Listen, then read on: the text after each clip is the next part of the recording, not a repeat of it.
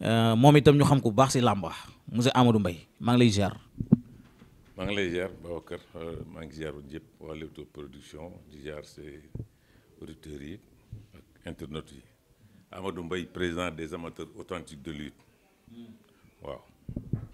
Amadou Mbaye président des amateurs authentiques de lutte kon ñaari couleur amateur dafa am si làmb actuellement. est-ce que pour ñaar ah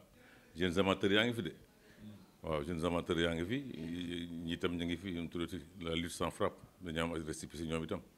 donc association yi ñoom ñëpp a ci yem ku ne nga gis récépissé ñi amagu récépissé ñi gëneegu si récépissé sax mooy ñi wër télé bi ak rajo yi di wax ñooñu génneeguñ ba tey seen récépissé ab journal lañu yore di ko wane. ñooñu mooy ñan. ah ñi war di ci seetlu kii laajte la rek boo demee da nga laajte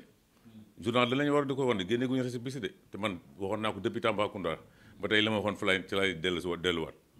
ku am récépissé da nga koy génne ñi gis ko mais da yor journal ni man am naa récépissé nii da ngay génne journal récépissé ñëpp gis ko Tambacounda laa génne sama récépissé ñëpp di xool ñu leen mi ngi nii nañ génne ku am na génne waaw. loolu déjà am na loo ci kii mais fi ñu ñëw mooy. yow foofu loolu moo wax dañu ci àndul boo ci àndul lan moo tax àndoo ci. non représentativité la wax. représentativité boo koy wax da nga naan sur la qualité ou bien sur la quantité mais dama gisul foofu ñoom ban fan la ñuy jaar pour xayma loolu ñu wax waaw. ah ñun de si li ñu mën a xam mooy bu dee promoteurs yi gis nañ ko mel ni Pa Abdou Fall mi leen jiite Aziz nekkoon ancien promoteur suñu père Gaston actuel promoteur amateurs yi du jaan jeeko comme ni ñu ko xamee mbër yi tamit Tyson ak Yékini ñëw nañ ak ku ñuy wax père Mbaye Guèye. donc dinaa di wax par am na ñoo xam ne dinaa ci wax Tyson bi mbay làmb di kenn gisu ci làmb ji du seetaan sax làmb donc cooptation dina nekk problème homme d'affaires la c'est un businessman wax na ko je dis maa ngi koy wax fii nii tey du fa continuer nekk parce que amul seen jot CNG pour nga nekk fa dans le bureau da nga am jot donc yéen chaque lundi nga dem fa réunion de 17h de 17h ba 22h 23h foo nga am jot pour def loolu je ne vois pas Tyson faire ça Aziz Ndiaye il a son business à faire je ne vois pas aussi également de même que Gaston c'est bien beau c'est rafet na pour ñu jël leen fi ñu nekk fa symboliquement mën naa comprendre loolu mais pour ñu continuer fa dina ma jaaxal ça m'étonnerait Yékini même chose il a un business Yékini temps yi dégg nga ko ñu ne il est coopté par la DSTV est-ce que heure yi muy dem foofu ak heure yi CNG dina mën a correspondre loolu moo taxoon tabac yi mënut woon dem c'est savoir la même chose qui va se répéter dara du ma bett ci affaire boobu waaw Mbaye Guèye ñu ngi koy wax Mbaye Guèye bon Mbaye Guèye man pour man de état de santé war na ko doy sëkk muy dem ay CNG toppatoo ay affaire CNG yooyu am na état de santé boo xam ni boo ko yoree tu es fragile tu es âgé vraiment am na loo xam ni ci nga waroon di nekk bon tout ça ne représente pas les amateurs hein je regrette. ah pourquoi. wax naa la ko fi léegi ci njëlbéenu wax bi wax naa la ko fi ñaata association amateurs ñoo fi nekk les amateurs authentiques ñu ngi fi muy ñun les jeunes amateurs ñu ngi fi les amateurs de lutte sans frappe ñu ngi fi ñooñu ñëpp ñu ngi fi donc du ne pas représenter tous les amateurs je suis catégorique et je regrette ça je suis catégorique. du jaañ ñu fekkee ñun fu ñu defee AG puis maanaam stade Iba Mar Diop ñu fal ko ci niñ ko xamee ñu yow defe naa yaa nga foon wala. waaw mais fal boobu dafa amoon lu ci rëq-rëq moo indi suñu association bi ñëw dafa am rëq-rëq waaw dafa am ay rëq-rëq rëq-rëq fi amoon bari woon na waxoon naa ko dans les temps waxoon naa ko waxaat ko dinaa ko répété waat aussi tey assemblée générale mi ngi fay dem assemblée générale président bi assemblée générale moo ko war a fal neen benn ñaareel ba comité directeur bi kenn warul leen a copté neen ñaar ñetteel ba comité directeur bi ñu copté foofu dañ ko bind ci biir ci kanam assemblée générale foofu lañ ko bind ay nit yokk ko ci sur quelle base amul benn base jël liste boobu bind ci ay nit retiré ko ñëpp di gis retiré nañ dugal ci ñeneen am na ñoo xam ni liste bi ñu demee assemblée générale boobu liste boobu buñ ko génne woon ngeen gon li may wax ñu teg ci baat duñ ko mus a génn ci àdduna parce que ay retiré am na ñoo xam ne sax kenn mënu leen lire ci comité directeur bañ fal ñett beneen bi règlement association boo koy soppi da nga war a bind ministère de l'intérieur da nga ko war a def d'abord ce registre d'activité association bi boo paree nga bind ministère de l'intérieur 3 mois avant pour mu mën ko entériner loolu yëpp dara amu ci donc loolu moo tax ba ma jógee foofu ma ni rëq-rëq dafa am mu ànd ak samay nit ñu xool évaluer élection bi ñu ko évaluer ba pare ñetti solution amoon yoo xam ne loolu la ñu waroon def ñetti solution mooy lan benn bi SC en justice ñaareel bi def réclamation au niveau de la tutelle ñetteel yoon bi mooy def seen association bi ñuy waxtaanee suñu biir ñun ñëpp ñu d'accord ni léegi nañ def association comme que loolu seentu weer jarul buuxante ñëpp ci xaj ñu dem defar suñu association am suñu récépissé ñu publier ko au journal officiel ma génne ko wane ko ñëpp gis. foofu leer na li nga fi leeral am na solo waaw comme nee nga seentu weer jarul buuxante. les lutteurs en activité muy Khadim Gadiaga ak ñi mu jiite ñooñu seen taxawaay tey ci làmb lan la waroon ak yow loo leen di wax. bon man d'accord naa seen lutte mais dafa am fu ma d'accordul ak ñoom xam nga mooy fan dañuy changer seen tur association bi ba pare. lu tax ñu koy changer. xam nga lu tax ñu koy changer on dit lutteur en activité lutteur en activité day fekk mu nekk en activité am licence di bëri mais duñ jël ñoo xam ne bëreetuñu ñëw di ànd ak ñoom dañuy def nañ def association des lutteurs yem fa waaw bu ñu demee loolu dinaa xam lu may wax dinaa xam fu muy féete itam. mais bu dee Khadim Gadiaga la moom bàyyeegul làmb wala boog retraite am jotagul xëy na dafa renouveler licence am boog ci li ñuy wax xëy na ñoom Kayré bàyyi ak ñoom Tafa Gueye te ñàkkul xëy na dañ leen di gunge ñoom wala loolu du yoon. Khadim Gadiaga nga ne amul licence renouveler licence. ci li ñuy dégg ñu koy wax. waaw loolu moom dafa renouveler licence am depuis 4 ans ou 5 ans kooku il n'est pas en règle da ngay boo bëggee ñu def ñu di kaas da ngay nekk en règle d'abord boo bëggee yoon da ngay tegu ci yoon ba pare di demande yoon mais yow nekkuloo ci yoon demande yoon day doy war dafa loolu la Khadim Gadiaga ne dem dagg licence am nekk lutteur en activité diriger association lutteur en activité je suis d'accord ñoom Kayré à l'état actuel ak Tafa Gueye fu ñu nekk c'est des lutteurs ils sont plus dans l'arène bokkatuñu bu fekkee ne dañoo bëgg nag booloo ànd ak dina ànd toujours nañ def association des lutteurs tout court voilà loolu daañu mën a comprendre bu ñu bëree bu ñu àndee di xeex benn affaire daañu mën a comprendre. est-ce que tamit association yëpp xaj nañ ci ci CNC parce que tamit li nekk ay association si làmb ak li ko wër est-ce que ñëpp xaj nañu fa. merci ñëpp waruñu fa xaj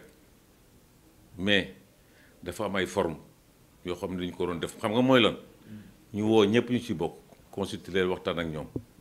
ça n'a pas été le cas dafa seet ñi ko neex waxtaan ak ñoom bàyyi ñeneen ñi loolu moo dul yoon tegu ko fenn. mais woote nañu fii suma juumul ci mois de octobre bi fële ci arène nationale ñaari fan yoo xam defe naa ñi bokk ci làmb ñëpp ku ci ne yaa nga foon ñu waxtaan ba pare moom mu doog a tànn. merci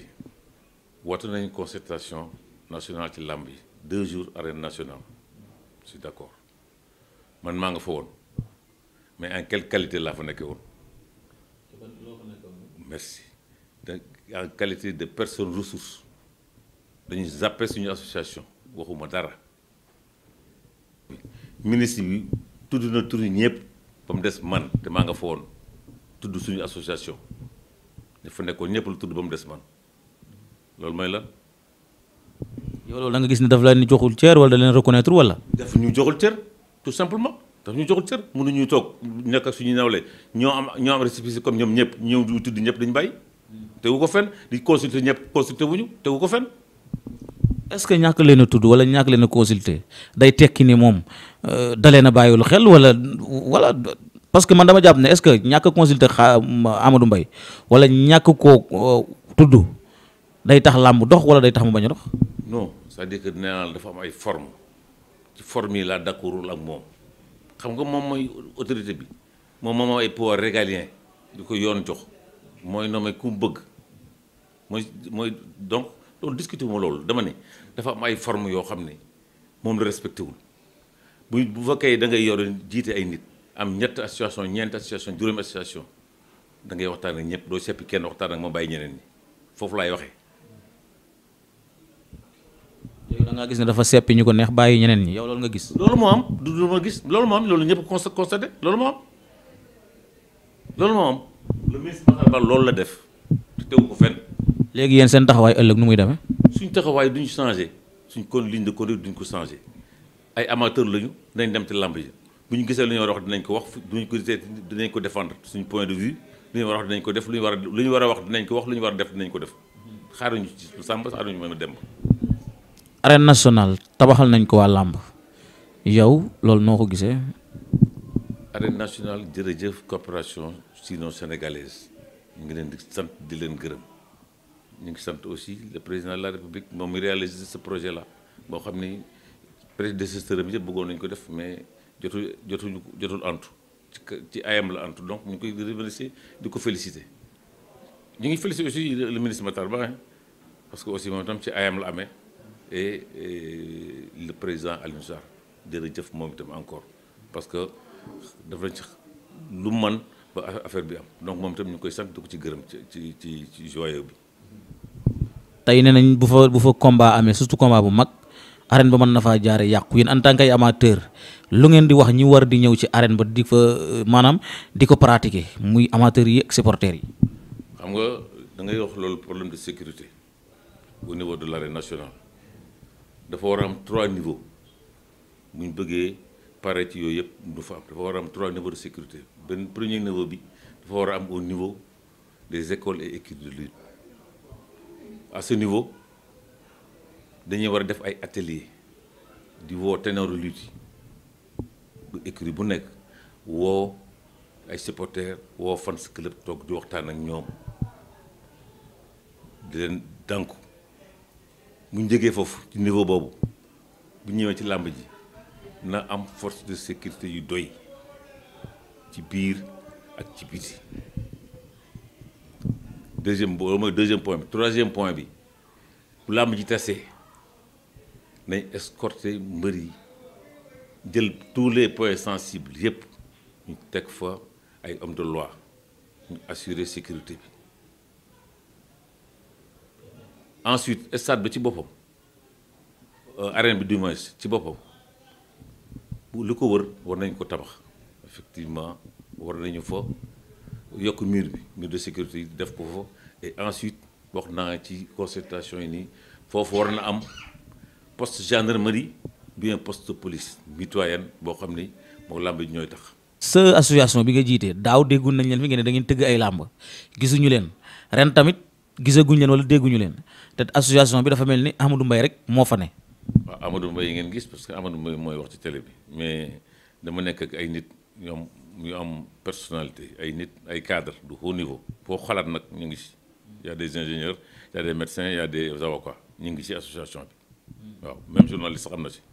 tëggum làmb mi ngeen waxoon daaw seen activité sax laay wax. voilà activité association bi mooy suñu projet yi ñu am projet yi ñu am mooy association bi nga gis def na fi 20 ans 30 ans léegi mu am 30 ans sax amuñu sax siège social wala yéen xam nga fu siège social bi nekk. ñun dañoo bëgg nga ñëw ci sa bos say activités yi nga war a mëne. ci laa jëm si dama ne association bi mu nekkoon amuñu sax siège social fa 20 ans 30 ans wala bu ngeen xamee ngeen wax moom léegi nag ñun am nañ siège social mi ngi Sacré-Cœur fonctionnel équipé am nañ ko loolu suñu projet la bokkoon n'est-ce pas deuxièmement bi li ñu doon wax affaire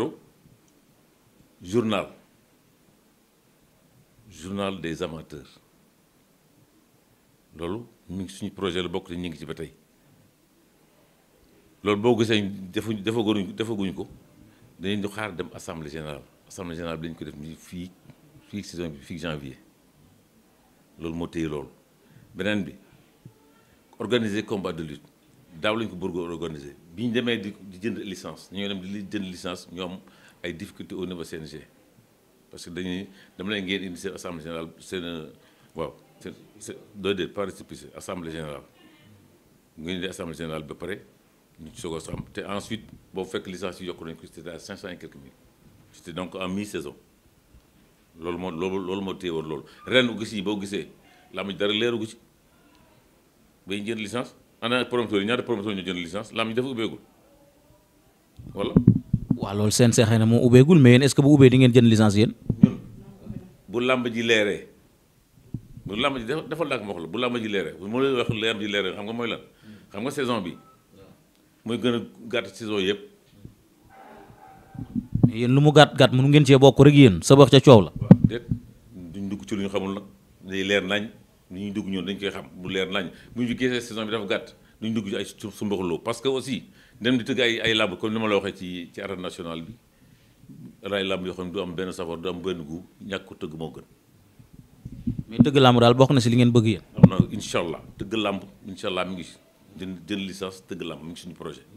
waaw beneen projet bi aussi des na. quatrièmement bi mooy une caisse d'œuvre sociale pour les amateurs. boobu fu ngeen si toll. ñoo ngi ci waaw 4 projets yooyu moo lañ teg nii. sont les 4 projets phares yoo xam ne mu ngi nii moom lañ teg nii te ñoo ngi ci. sa kàddu gu mujj lu muy doon looy mujj wax askanu làmb ci Leewtoo TV ak Leewtoo.com. non Leewtoo TV ñu ngi leen di remercier di leen sant ci seen plus bi ñu indi ci làmb ji parce que am na lu ñu ci indi. maa ngi leen wax sax naan kenn déggu leen Thialis moom dégguñu ko ren ba booba tey te ñu koy déglu te li mu def ci làmb ji moom kenn dootu ko fàtte déjà marqué na empreinte am maa ngi fi mu nekk nii j'ai la mémoire ñi àndaloon depuis longtemps ci làmb ji te nekkatuñu fi may wax Vieux Sène ñoo doon nekkoon ci làmb ji nekkatu fi Pa Diagne yoroon yore affiche yi nekkatu fi mbër yi ñoom Tubaabu Joor ñoom Papa Kane Fallaye et ainsi de suite sama xel mi ngi nekk ci ñoom xam naa ne buñ tëddee fu ñu tëdd seen xol dina sedd parce que am nañ loo xam ne xalaatuñu ko woon muy làmb muy arène nationale bi te ñoo ngi ñaan aussi saison bi ñuy dugg ceeg bisimilahi rahmaani rahim génn ceeg alhamdulilahi rabbil alamin ñoo ngi sant ñëpp ak lu làmb bàyyiwuñ kenn ñëpp ci mag ndaw ak xale ak ñëpp merci